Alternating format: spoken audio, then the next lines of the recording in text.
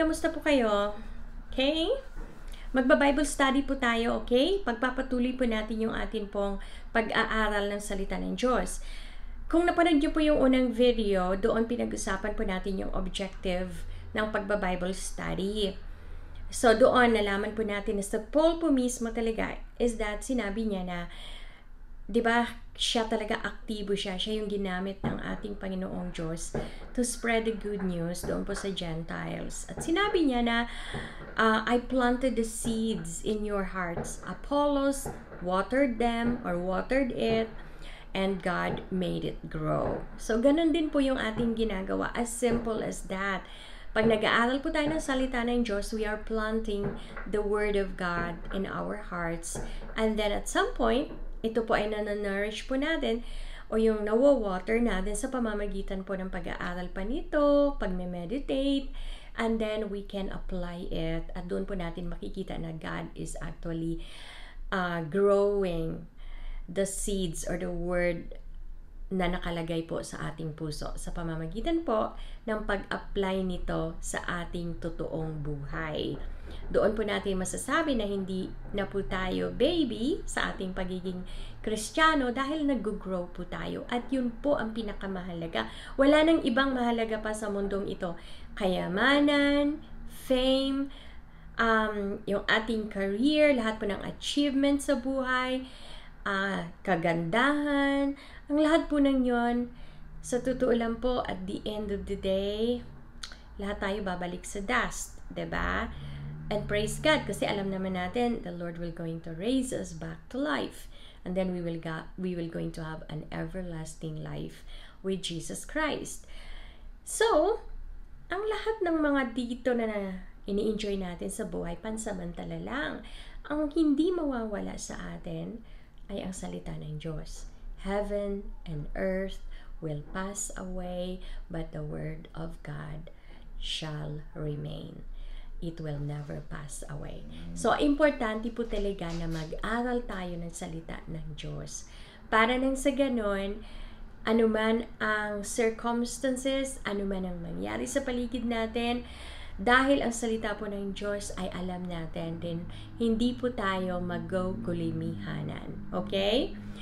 Ngayon po, bago po tayo magsimula, mag-pray po muna tayo. Pero bago tayo mag-pray, kunin niyo po yung Bible ninyo at buksan niyo po ang inyong Bible sa Matthew chapter 13 at pumunta po kayo sa 3 hanggang 9 na mga verses. Okay? Babasahin po natin yung the parable of the sower. Si Jesus Christ po mismo ang nagkwento niyan sa kanya pong mga tagapakinig. Imagine niyo po during the time, it's a multitude of people na sumusunod po sa kanya at gustong-gusto siyang mapakinggan.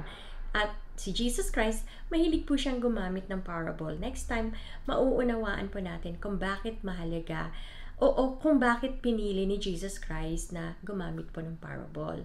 This time, hindi po muna natin yan i-expound ng husto. Kasi magpo-focus po tayo sa Bible study natin. Pasensya na po kayo kung maingay sa paligid kasi po October 31st ngayon, for some reason, sineselebrate po talaga yan ng ibang tao na nasa ating paligid. So, hindi po tayo madidistract. Okay, my dear friends? Concentrate lamang po tayo. Okay, bago tayo magsimula, mag-pray po muna tayo. Our Heavenly Father, we thank you for today and we give you praises and thanks. Alam po namin na bibigyan niyo po kami ng katuruan sa araw po na ito at matututo po kami at maia-apply po namin ito sa aming buhay. We thank you, Lord Jesus Christ, for your grace and mercy. We thank you for your presence in us sa pamamagitan po ng iyong Holy Spirit na lagi po namin kasama. And we know na nakangiti ka mula sa langit at natutuwa, nalulugod na kami po ay nag-aaral ng iyong salita. Thank you, Lord. We give you glory in Jesus' name. Amen. Praise God. So, babasahin ko na po ito pong parable dahil ito po ang pag-aaralan po natin. Gusto ko pong sabihin ito kasi in preparation, kailangan po natin ihanda ang ating puso. Diba? Bago tayo magda-dive in sa mga iba't iba pa pong mga topics. Babasahin ko na po. Verse 3 ng chapter 13 hanggang 9. Then he spoke many things to them in parables. So, This was Jesus Christ saying, Behold, a sower went out to sow. And as he sowed, some seed fell by the wayside, and the birds came and devoured them. Some fell on stony places where they did not have much earth, and they immediately sprung up because they had no depth of earth. But when the sun was up, they were scorched, and because they had no root, they withered away. And some fell among thorns, and the thorns sprung up and choked them. But the others fell on good ground and yielded the crop, some 100-fold, some 60, some 30. And he who has ears to hear, let him hear. Ang ganda po ng parables po na ito kasi it talks about us. And I know that you and me needs to see that in the picture. Tayo po talaga yun. Tayo yung ina-address dito, tayong mga tao. Tapos, in-explain po yan ni Jesus Christ sa the parable of the sower explained, which is verses 18 hanggang 23, same chapter ng Matthew 13. Sa Book of Luke, makikita nyo rin po yung parable of the sower, pero dito po natin ito ngayon kukunin. So, eto po tayo. Sinasabi ni Jesus Christ na mayroong 4 na uri ng ground. Pero yung symbol po ng seed, yan po yung salita ng Diyos. Tapos yung sower naman, siya po yung naghahasik ng seed at siya po yung nagsishare po ng gospel. Kung nagsisimbolize po siya ng nagsishare ng gospel. At yung ground ay nagsisimbolize naman po ng ating mga condition po ng ating mga puso. Yung type po ng soil. Ano pong uri ng soil meron ang ating puso. So yung pong mga yun ay mahalaga kasi kailangan po nating makita kung ano ba yung pagkakahalintulad kung bakit kwento ni Jesus Christ yung parable na ito. Kasi yung mga tao, di ba, magtataka sila, tika, ako ba yun? Di ba? Tayo mismo, madadiagnose po natin yung kondisyon ng ating puso sa pamamagitan po ng soil na ito, sa pamamagitan ng pagkikwento po ni Jesus Christ ng parable. So, tingnan po natin, ano ba ang explanation ni Jesus? At hindi ko na po babasahin yung English na explanation niya at akin na lamang pong ikikwento, i-share po sa inyo in Tagalog. Naniniwala naman po ako na alam niyo hindi po ito makukompromise, hindi siya makukorrupt kasi in our own words, kaya po natin talagang i-explain. Alright? So, sabi ni Jesus Christ, ang isang manghahasik ay kapag siya po ay naghasik ng seeds. Wow, that was very close. I think it's just here sa aking tabi. Okay. Kapag ang isang sower daw po ay naghasik po ng seed at ito po ay nag-fall doon sa tinatawag nating hard soil, yan po yung footpath o yung wayside. Sa Tagalog, yan po yung daan.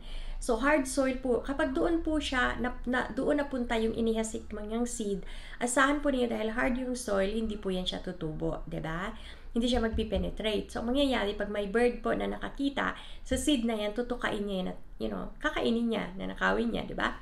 Same thing din po sa isang tao. Kapag ang puso daw po ng kondisyon ng ating puso ay parang isang hard na soil na katulad po ng daan, diba? Pag nakapakinig po tayo ng salita ng Diyos, dahil matigas ang puso, hindi po natin ito maunawaan, hindi maintindihan.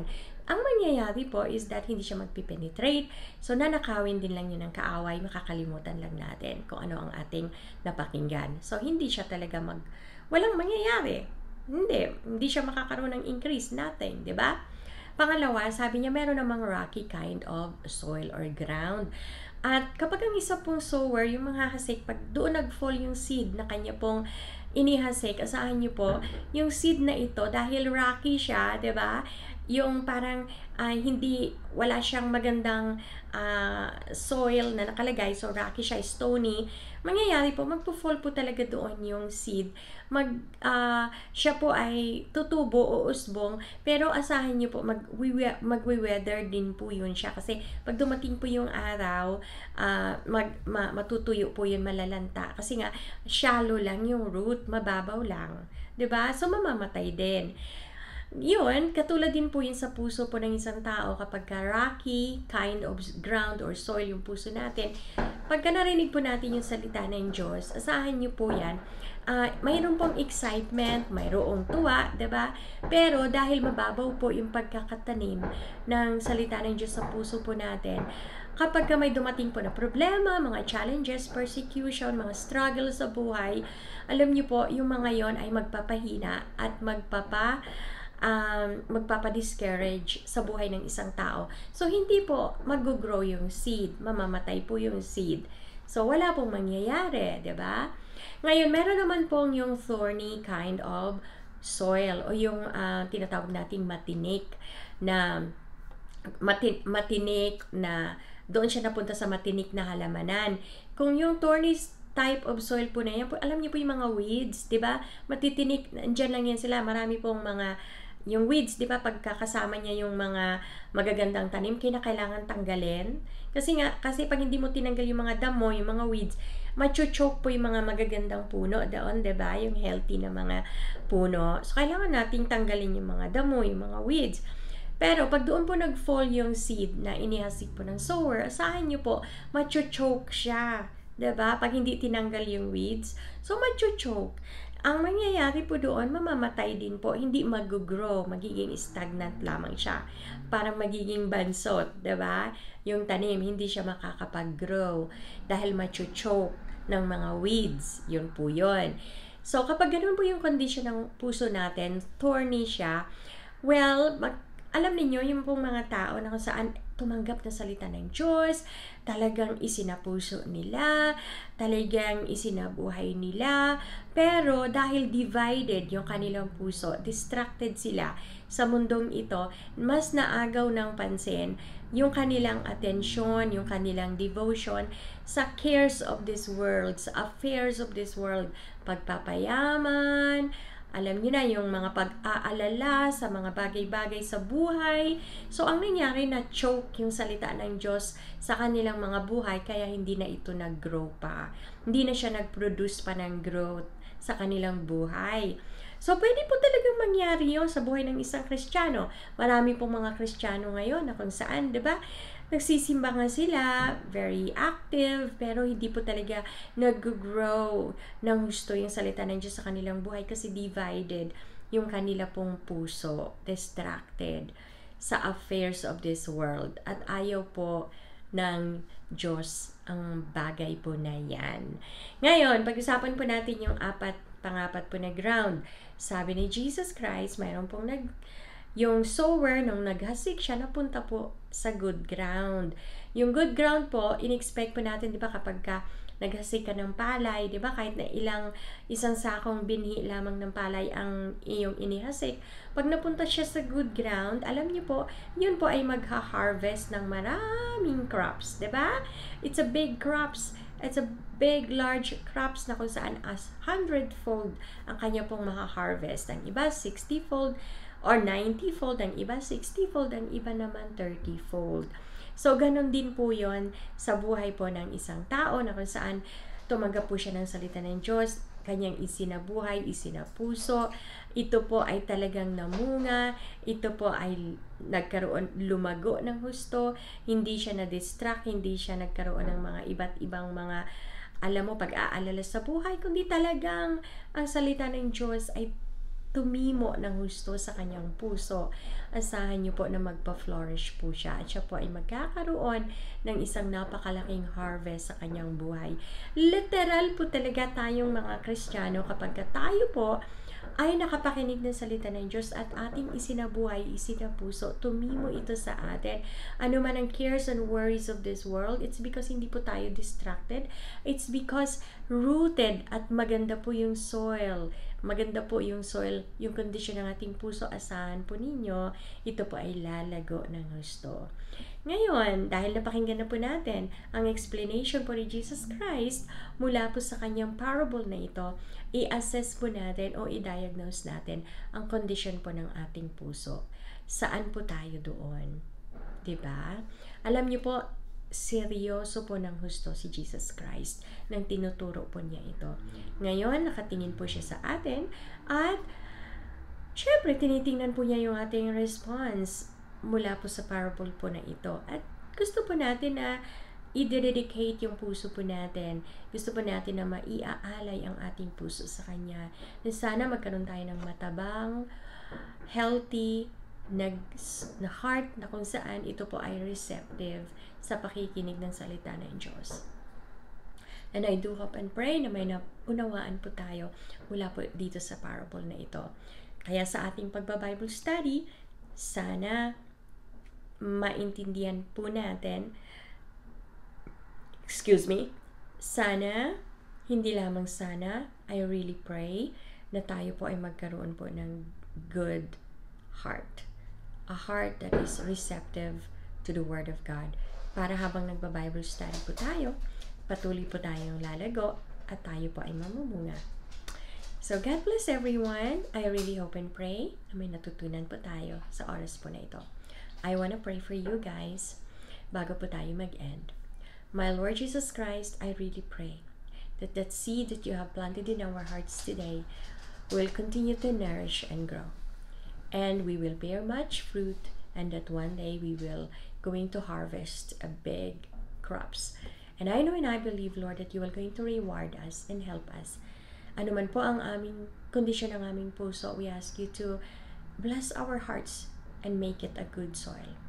Thank you so much, Lord. I pray for my brothers and sisters right now who is with me, that you will bless them, that you will meet them kung nasaan man po sila sa kanilang buhay ngayon. I pray that you will make them, Lord, ano man po yung, kung prayer man po nila is healing, I pray for their healing. If they're praying for your provision, I pray for your divine provision. Lord, whatever the desires and prayers of their hearts, I pray for your blessings upon them. Thank you, Lord. Salamat po. We give you all the glory in Jesus' name. Amen. Amen. God bless, my dear friends. Sa susunod po na Bible study, ay magkita po tayo ulit. Wala po kayong homework ngayon.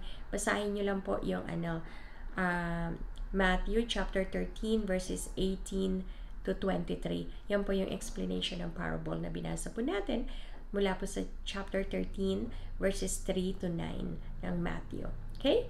Bye-bye. Until next time. God bless. Thank you for being here with me. Bye.